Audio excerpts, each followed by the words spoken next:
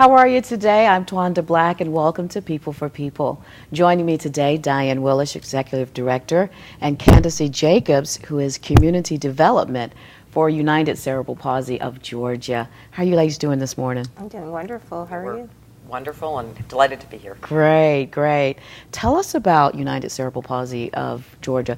I don't know if you want to tell us about it first or you want to tell us about what is cerebral palsy first. Maybe telling what cerebral palsy is first might be helpful. Cerebral palsy is a group of movement disorders and impairments to certain brain functions that typically occur during the birth process but can occur sometime after from some kind of head injury, potentially. Sometimes a stroke will cause cerebral palsy in a young person. It is a condition, not a disease. So when your symptoms are displayed, those are the symptoms typically that you'll have for a lifetime. And it's not a progressive or degenerative disease, nor is it terminal. The kinds of things that you may see as an individual with some sort of speech impediment, some fashion of a motor difficulty where maybe their upper extremities are involved or potentially their lower extremities, an uneven kind of walking pattern, or all of their extremities. So it just kind of takes different shapes and forms in different individuals. Do parents know right off that that's happening? That's really a very tricky subject. Sometimes depends on the doctors that they're working with and how comfortable the physicians are with explaining to them that maybe they're seeing some deficits that need to be addressed. Sometimes parents and mothers' intuitions know that or notice that their baby's not developing like their friends' children are. So it kind of really takes a different form as in every family. So it's not an in utero, it's at the birth process. Okay. Yes. Wow, that's really interesting. Yes. Now tell us about United Cerebral Palsy of Georgia and the services you provide. United Cerebral Palsy of Georgia provides services to people with cerebral palsy, but we also serve people with a whole array of other developmental disabilities, and those kinds of things include mental retardation, autism, seizure disorders, and the similar conditions. Cerebral palsy is considered a developmental disability, and oftentimes you will see an individual who has cerebral palsy, but they also may have another disabling condition that impacts their functioning, such as mental retardation or a seizure disorder. Developmental disability means it occurred before someone's 22nd birthday, and that's really just sort of a technical demarcation mark to make a definitive diagnosis. So anyhow, United Cerebral Palsy serves people with all developmental disabilities, such as the ones I mentioned, and we do that in a variety of ways throughout the state in services. Services encompass residential living for individuals who are adults and ready to leave home and kind of live away from their family. That can be in a small group or in their own apartment where we provide support. We operate around the state many adult day programs where individuals learn and acquire pre-job skills, vocational skills, and learn to refine activities of daily living, and that's kind of professional lingo, but really talking about and learning about how to recognize money, how to tell time, how to refine some skills that they may or may not have, and also maximize what their abilities are too. We're all about getting people to be as independent as they possibly can, regardless of how severe their disability is. So it's not always severe. They can go out and work. Absolutely, and all of that. absolutely, and that is the focus of our work. And again, we work with people with the range of impact to people that one would call profoundly physically involved and maybe cognitively involved as well. And then some people who can live in their own apartment, have a job, and they just need support from us for a couple hours a week. So that's, in a nutshell, what we can do. We provide lots of in-home services to individuals still with their families as well. And I'm sure that along with that, you help the families. Oh, absolutely, absolutely. As you might imagine, anyone with a child, your hopes and dreams always are focused on you're going to have a very typical child that will one day have a job, have some kind of education, and move on and be independent, and you'll have the benefits of enjoying seeing the product of your labor as a parent. And obviously when a child with a disability, some fashion of a developmental disability, joins the family, there's almost a grief process that families go through. So we try to be very supportive through that process, which sometimes really goes on for quite a lifetime for families. Everybody expects their adult child to grow up and move out, and a lot of our folks remain dependent their whole lifetime, and so being able to accept that and manage through that and feel secure that they're well taken care of and supported is a struggle for families, so we are always there to try to help them. It seems like some families are just almost born to be able to handle that, and then some just are at a loss. That's very true, and we often wonder, and I've been in this field for 30 years, and we often wonder about how families do manage and how we would respond if we walked in their shoes, and I'm not sure where on that spectrum I would fall myself. I think I have great admiration for folks who have that innate ability to just immerse themselves in what has been the hand they've been dealt, and others who have struggles kind of accepting through that, but a great regard for those that recognize they're having the struggle and seek assistance too. Now, does that, if you have one child with cerebral palsy, does that say that you're going to have another, or no, there's no structure in that? No, it's not a genetic kind of issue. It really is a damage, an insult, some kind of incident, so to speak, occurred during that birth process through lack of oxygen, a mini stroke or something of that nature. High fevers in early childhood could be another instance where you might see then the end result being a child with cerebral palsy. So you can start with a typical child, and then some childhood disease process or some kind of brain injury could then result in a child with cerebral palsy. What kind of doctor should a parent go to? From their pediatrician, they are typically referred to neurologists and orthopedists to do assessments and final diagnostics. That's really interesting. Yes. We're going to come back and maybe you can touch on treatments and research, and we'll talk about some other things. It's People for People. Come right back.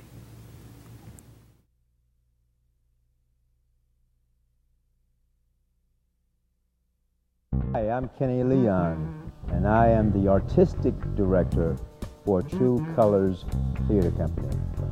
True Colors actually reminds me to promise the audience to be in the pursuit of truth and clarity as an artist. So True Colors represents an attempt to bring folks into the theater so that we may laugh, think, and cry, and focus on our commonality. At the center of the mission statement for True Colors, it is the preservation of African American classics, but also in partnership with the producing of African American classics, we also want to produce plays by all people from all cultures, all races, all perspectives, so that we sit down and share and realize our human commonalities.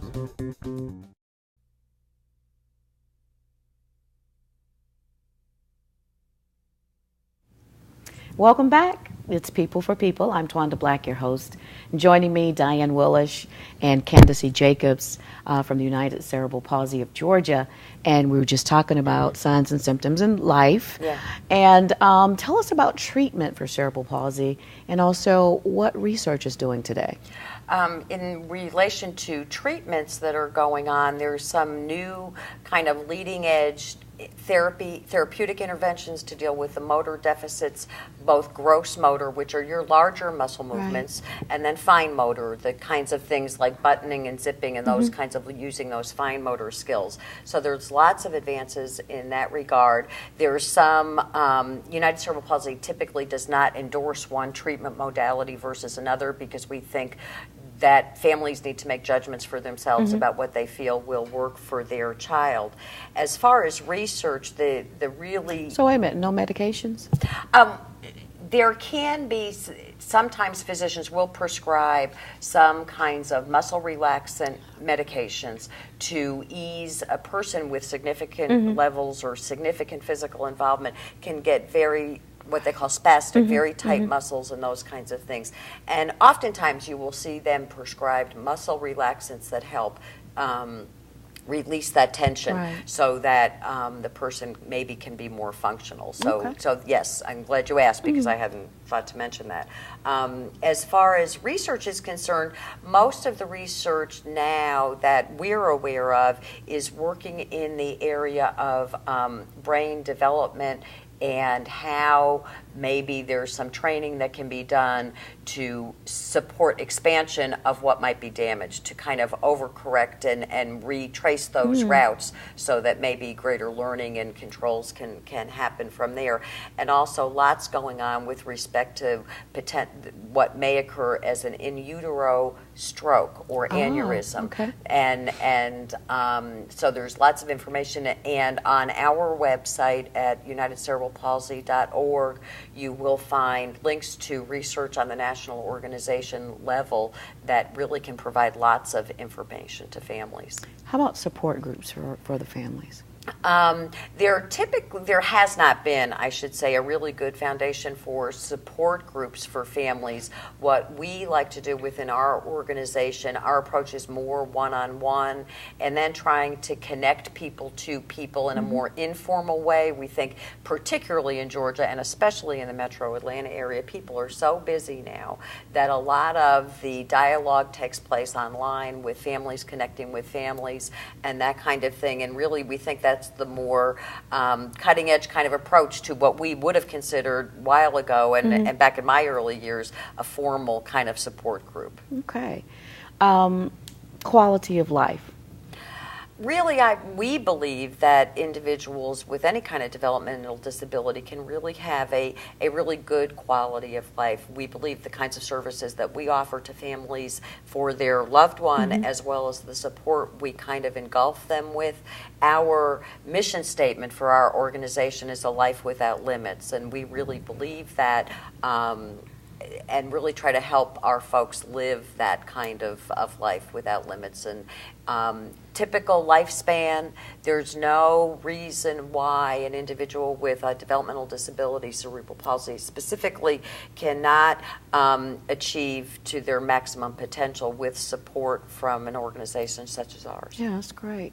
You know, when you talk about that, are there the medical expenses, you know, besides after diagnoses, as life goes on, does that get more expensive, or are there many hospital stays? It depends on the severity of the individual's cerebral palsy, and really you are really noteworthy, I think, about the issue of medical expenses for people with developmental disabilities in general terms, because oftentimes there may be more frequent doctor visits, there could be more respiratory infections simply because of, take an individual who might be that uses a wheelchair.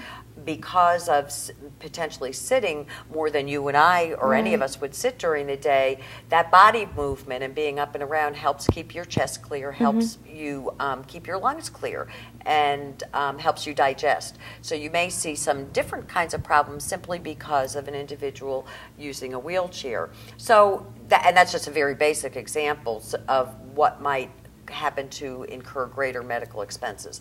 So we do see families struggle in that regard, and as we know, just on a national level, what goes on with health care for people without disabilities. So it does become a hardship.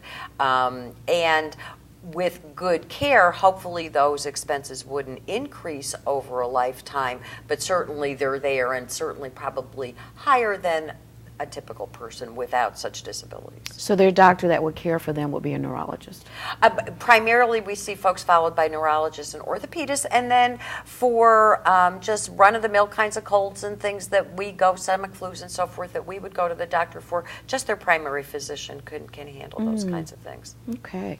Well, let's get around to Ms. Candace, who can tell us about the community development and what do you guys do in the community? Okay, well, primarily, United Cerebral Palsy is located throughout the state of Georgia, and it's really about creating awareness about our organization and the services that we provide and the resources that we can provide to families and individuals who have a developmental disability. So there's a lot of ways that an individual can become involved with our organization through volunteering, through corporate or community partnerships, as well as through planned giving and setting up a will or bequest in order for United Cerebral Palsy to become a beneficiary and to continue our mission. Also, we also are a part of the Community Health Charities organization, and you can, with an organization or a corporate group, we can set up a workplace giving campaign where employees can be able to give back to their community and give back to specifically organizations like United Cerebral Palsy. So do they contact you, or do you contact them? For organizations or corporations that want to make you a part of their giving plan? Well, we're open to, of course, establishing the relationship, and so many times through communities, through our community health charities, that's a partnership that they really facilitate, and so we are one of the 36 organizations listed on their partnership card, and so they can contact us, and we are more than willing to also contact organization and reach out. What's the number for them to contact you? In order to reach myself in the development office and one of my colleagues, I can be reached at 770-676-2000 or at cjacobs@ucpga.org. And say that number again a little bit slower. 770-676-2000 or cjacobs@ucpga.org. And if I could interject, we also have an 800 number, so in case anybody out there would want that, and that's 1-888-UCP-WILL. UCP-WILL? Right. All right. Well, we're going to come right back. We're going to tell you about a fundraiser that United Cerebral Palsy is putting on very soon. So we'll be right back. It's People for People.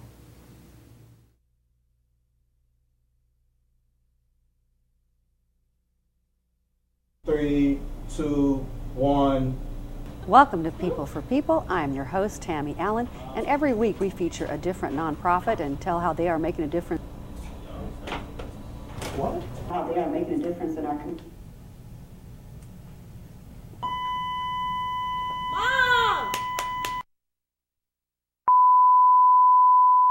Help keep us connected. Save our voices. Save People TV. Atlanta means history. Atlanta means prosperity. Atlanta means it's home, everything. and it's where I want to be. And voice your opinion. As far as a lifestyle, opportunity, all the great places, place to raise a family, my liberty, and it's a community that has all kinds of outlets and lets people be able to express themselves. From the arts, best people I've ever met in my life, and that's one of my favorite companies. Don't let Atlanta be silenced. Save our voices. Save People TV.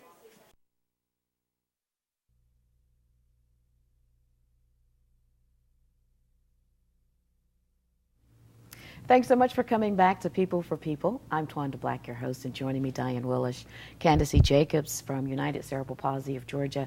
And we're talking about community events and also volunteer opportunities. Can anybody volunteer? And what's the training? Do we have to have training to volunteer? We encourage anyone who, of course, has a connection to us and want to impact their community in a positive way. We encourage everyone to volunteer with us, and there's a multitude of ways that you can volunteer with us. You can volunteer at one of our community living, one of our residential homes in order to, whether befriending an individual or going out to the park or taking on some sort of activity. Or you can decide to, usually a lot of groups work with us on a service project basis, whether it's painting a home or redecorating a house or doing some yard beautification projects. That's something else that groups love to do and participate in. In addition to that, you can also decide if you'd like to come up with your own project or fundraiser. We encourage that as well, whether it's planning a fundraiser, a breakfast raffle, or some sort of activity that you would like to have us become the beneficiary as. We support that and encourage that as well. That's good. And also, a lot of groups have fundraisers, and they're always looking for groups Yeah. to have a beneficiary of. Yes. So that's always so We would good. welcome that I'm too. sure you accept that as well. Yes, we do. Is there training for us to be able to deal with people with cerebral palsy, or is it, is it okay? Well, there is, for our volunteers, there's obviously a process for seeking out an application. You can access the application, the volunteer application online, as well as contacting myself at the UCP office. And there is generally a process in terms of just getting the information, getting information about volunteers and what they're interested in. And of course, there's a background check as well as a criminal check for volunteers. And that's just basically the process. And once a volunteer application and background check is actually completed, then there is just a process in which we work with the volunteer to make sure that they're doing the things that, or volunteering with us in the capacity that they would like to, and try to make that perfect match. So what do you think are the attributes of a good volunteer?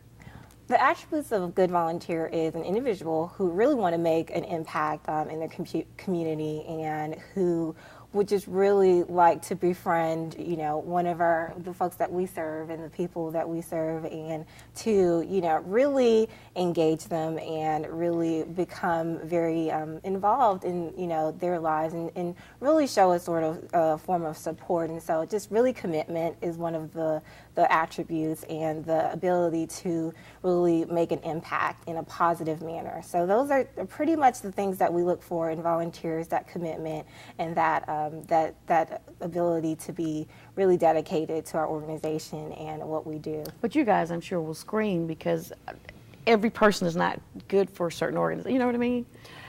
Yeah, not always. Yes, no, you're right. We do, and I think that there are some people who would be great volunteers and helpers to us in administrative and office capacity, and then there's other individuals who really would be a great mentor to a person with a disability and help them connect to other people in the community. So we do, when Candace meets with folks, she does look at those kinds of qualities and tries to match the person's interests, and then what we kind of see is maybe where they are the best match when we take people for tours and then they get to meet some of our folks. Then I think we can better assess. We get from them how are you feeling about this, because we recognize that some of the folks we serve have significant challenges, and the community unfortunately lacks a lot of exposure to people with any disability. And that's really one of our goals, is to get our folks out there and be more engaged in the typical fabric of a community, not in special activities. That's right. While we think they're special, they are just folks, and we want them to be treated in the communities as such. Absolutely, absolutely. Talk about a fundraiser you have coming up. Okay, we partnered with State Farm for the 2009 State Farm Collegiate Golf Tournament, which is occurring in Kennesaw, Georgia on July 28th. It's actually a 2-day tour golf tournament, and we are the beneficiary. So if someone would like to actually participate in the tournament, there's openings to participate to the general public. So when you say collegiate golf tournament, for college students, or it's going to be held at a college, or how does that work? It's a collaboration. It's with golf players from colleges and universities, but there's also other individuals who are participating in the tournament as well. And people could come as just spectators and just support the event, and there'll be raffles and all kinds of things going on there, and individuals that participate in our services will be there as well, and that might be a nice introduction for folks.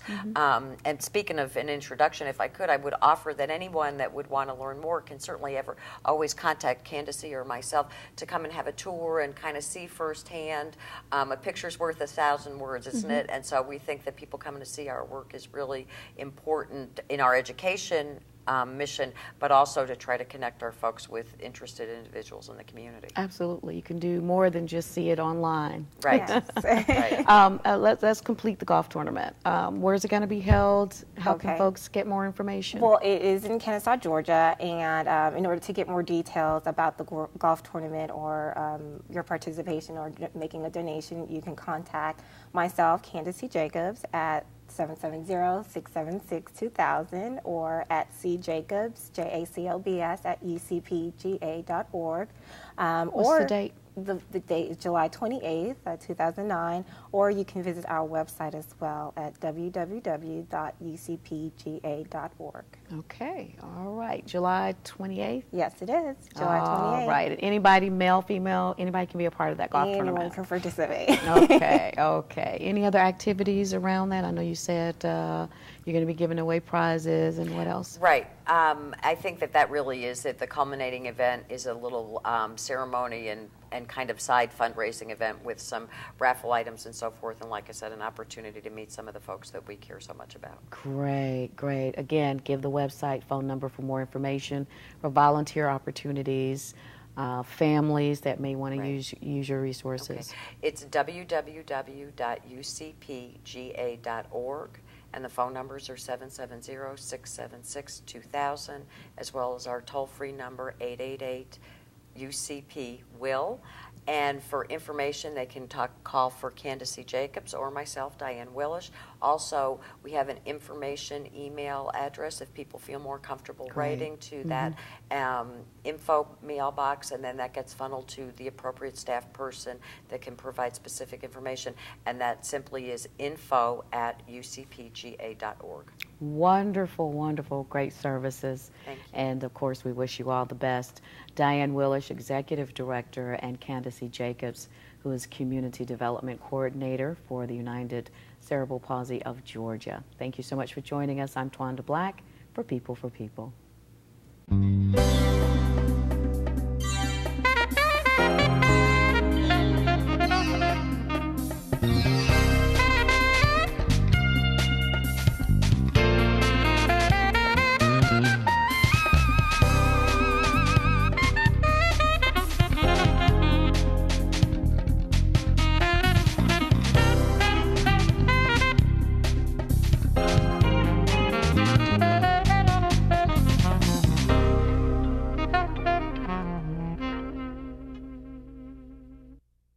The FBLA mission is to bring business and education together in a positive working relationship through innovative leadership and career development programs.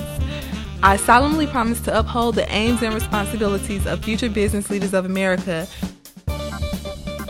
As an active member, I shall strive to develop the qualities necessary in becoming a responsible business leader.